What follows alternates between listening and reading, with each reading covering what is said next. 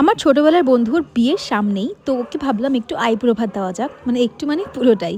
আর এটা নিয়ে আমার সেকেন্ড আইবুড়ো ভাত দেওয়া।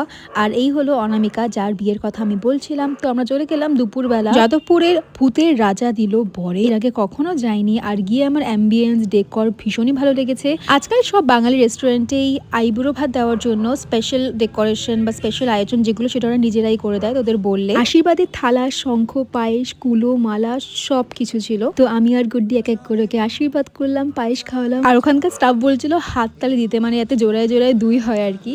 তো যাই হোক, মেনুতে কিন্তু দারুণ দারুণ খাবার ছিল। মানে ওর যে স্পেশাল থালিটা ছিল, পোলাও, রাইস, চিংড়ি মাছের কালিয়া, পাবদা মাছের ঝাল, রুই মাছ বা কাতলা মাছের কালিয়া যেটাকে বলো সেটা, চাটনি, পাঁপড়, ডাল, তার সাথে ছিল দই আর পায়েস। আমরা অর্ডার করেছিলাম থালি, আর আমাদের থালিতে ছিল চিকেন আর কচুর শাকের একটা এক্সট্রা আইটেম, যেটা খেতে দারুণ ছিল। ওকে একটা গিফটও দেওয়া হয়েছিল, যেটা ক্লিপ আমি নিতে ভুলে গেছি। আর এটা হলো বিয়ের কার্ড।